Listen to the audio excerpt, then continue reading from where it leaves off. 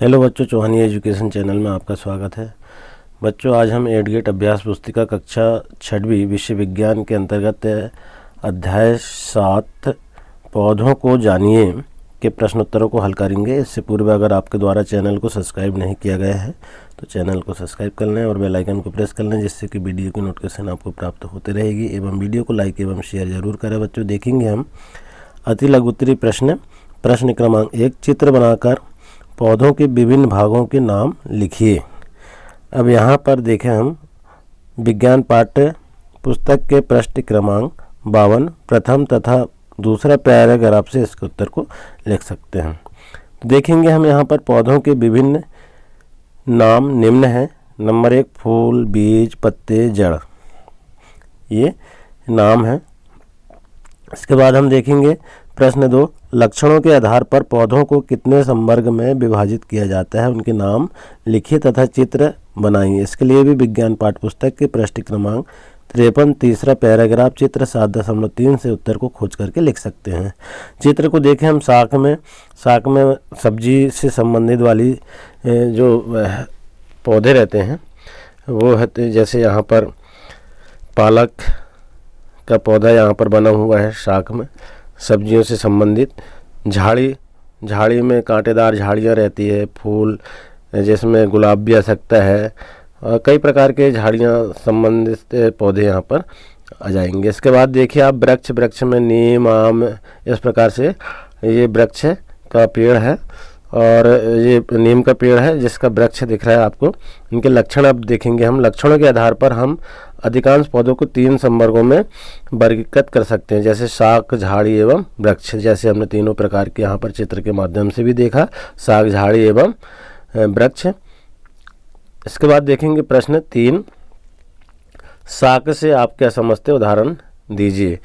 तो उत्तर देखेंगे हरे एवं कोमल तने वाले पौधे शाक कहलाते हैं। उदाहरण के लिए बिसर्पी लता, आरोही लता, इस प्रकार के जो है शाक कहलाते हैं। इसके बाद देखेंगे प्रश्न 4, आप झाड़ी वाले पौधों की पहचान कैसे करेंगे।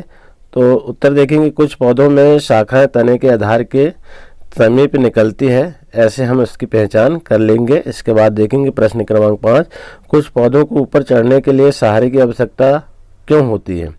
तो कमज़ोर तने वाले, उत्तर देखेंगे कमज़ोर तने वाले पौधे सीधे खड़े नहीं हो सकते क्योंकि यह भूमि पर फैल जाते हैं, इसलिए इन्हें पौधों के ऊपर चढ़ने के लिए सहारे की ज़रूरत पड़ती है। इस तरह से हम इसके उत्तर को लिख देंगे। इसके बाद देखेंगे लघु उत्तरीय प्रश्न क्रमांक 6, पत्ती का नामांकित चित्र बनाकर उसके विभिन्न भागों के बारे में लिखिए। तो आप देखेंगे यह पत्ती है और यहाँ पर देखिए आप पर्णवृत्त है, यहाँ पर पर्णवृत्त, और यहाँ देखिए आप तना, ये तना है ये डंडी वाला, और ये पटल है पत्ती का भाग।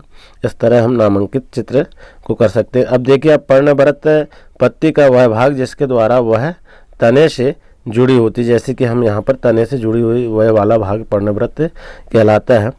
फलक देखिए पत्ती के चपटे हरे भाग को फलक कहते हैं। ये चपटे हरे भाग जो है ये फलक है। तो इस तरह हम चित्र के माध्यम से पत्ती को समझ सकते हैं। इसके बाद देखिए प्रश्न 7, मूसला जड़ एवं रेशेदार जड़ को चित्र सहित समझाइए। अब देखिए यहाँ पर हम चित्र के माध्यम से देखेंगे मूसलाधार जड़ एवं रेशेदार जड़ देखिए आप, और मूसलाधार जड़ यहाँ पर देखिए आप। तो इस तरह से हम पौधों की जड़ों को देख करके चित्र से अच्छे से समझ सकते हैं। अब देखेंगे हम इसको मूसलाधार जड़, यह जड़ जमीन के अंदर होती है। जैसे हम देखें यहाँ पर ज़मीन के अंदर होती है और पूरे जीवन भर पेड़ से जुड़ी रहती है। पूरे जीवन भर इनका जो है पेड़ से जुड़ाव रहता है, पेड़ से अलग नहीं रहती है। अब रेशेदार जड़ देखें, जिन पौधों की जड़ें समान हैं उनमें कई मुख्य जड़ नहीं होती, सभी जड़ें एक समान दिखाई देती है। इन्हें जकड़ा जड़ अथवा रेशेदार जड़ कैसे, जैसे हम रेशेदार यहाँ पर हम देखते हैं जकड़ा जड़ या रेशेदार जड़, यहाँ पर आपको चित्र के माध्यम से अच्छे से आप समझ सकते हैं। इसके बाद देखेंगे हम प्रश्न 8, पौधों के विभिन्न भागों में जल किसके माध्यम से पहुँचता है। यदि किसी पौधे को रंगीन जल में रखा जाए तो पौधे पर इसका क्या प्रभाव पड़ेगा। अब देखिए आप यहाँ पर पौधों, यहाँ चित्र के माध्यम से हम समझ सकते हैं पौधों के परिसंचरण तंत्र को। तो इस प्रकार से परिसंचरण तंत्र होता है विभिन्न भागों में इसके विभिन्न भागों में जल पहुंचता है। यहाँ से जल यहाँ प्रवेश करता है और ऐसे पहुंचता है। इसमें देखेंगे हम पौधों के विभिन्न भागों में जल तने के माध्यम से पहुंचता है। यदि किसी पौधे को रंगीन जल में रखा जाए तो रंग पत्तियां और शिराओं में भी आ जाता है। तो इस तरह हम इसको समझ सकते हैं। इसके बाद देखेंगे प्रश्न 9, पत्तियों में शिरा विन्यास क्या है, इसके प्रकारों को चित्र सहित समझाइए। अब पत्तियों पर सिरों द्वारा बनाए गए डिजाइन को शिरा विन्यास कहते हैं। सिरों द्वारा जो बनाया गया है, अब यहाँ देखेंगे हम शिरा विन्यास, ये चित्र है जो है, चित्र के माध्यम से समझेंगे। यहाँ ये पत्ती है, शिरा विन्यास ये है। इस तरह हम चित्र को लगा करके, और पत्तियों में शिरा विन्यास जो है जलिका रूपी समांतर हम इसमें देख सकते हैं, यहाँ पर शिराविन्यास चित्र के माध्यम से। तो इस तरह आप इस प्रश्न को समझ सकते हैं। और इसके बाद देखेंगे दीर्घोत्तरी प्रश्न में प्रश्न क्रमांक 10, पुष्प के विभिन्न भागों का चित्र सहित वर्णन कीजिए।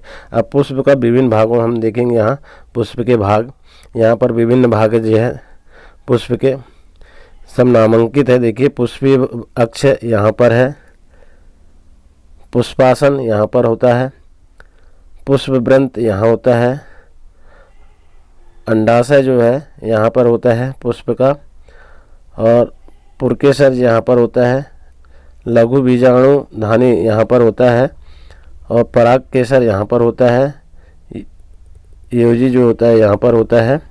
ये यहाँ का भाग है, यहाँ पर निकल कर आया है, और यहाँ का भाग इधर निकल कर आया है। बाह्यदल और बीजांड यहाँ पर बीजा का रोपण होता है, बीजांड। पुष्केसर यहाँ पर, वृत्तिका यहाँ पर, वर्गिकाग्र यहाँ पर होता है। और इस तरह हम पुष्प के विभिन्न भागों को नाम समझ सकते हैं। अब देखेंगे यहाँ पर पुष्प के केंद्र में स्थित भाग को स्त्री केसर कहते हैं। जैसे कि हमने अभी स्त्री केसर देखा था यहाँ पर, तो उस भाग को स्त्री केसर कहते हैं।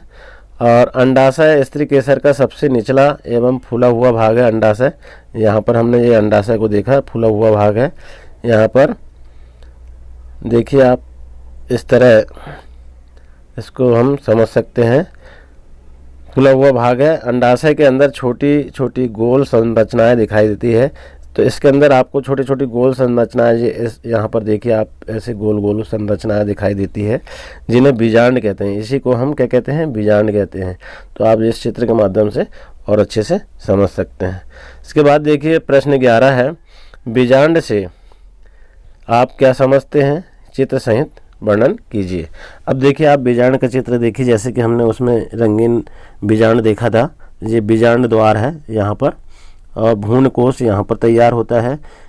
बीजांड काय यहाँ पर होता है, अंध्यावरण यहाँ पर होता है, और निभाग जो होता है यहाँ पर होता है। बीजांड व्रत यहाँ से शुरू होता है। इस तरह इसका बीजांड है। अब यहाँ देखेंगे हम, पुष्प के अंडाशय में छोटी छोटी गोल संरचनाएं जैसे दिखाई देती है, जैसे छोटी छोटी गोल संरचनाएं जैसे पुष्प के अंदर होती है, जैसे गोल गोल दिखाई देती है बीजांड, जिन्हें बीजांड कहते हैं। बीजांड अपना भोज्य पदार्थ की बीजांडांशन से प्राप्त करता है। किसी भी बीज उत्पन्न करने वाले पादप में बीजांड वह संरचनाएं होती है जहां मादा प्रजननात्मक कोशिकाओं का निर्माण व भंडारण होता है। इस क्षेत्र के माध्यम से हम अच्छे से समझ सकते हैं। आशा है बच्चों आपको वीडियो पसंद आया होगा। इसी तरह आने वाले पार्ट को हल करने के लिए चैनल में बने रहें। धन्यवाद।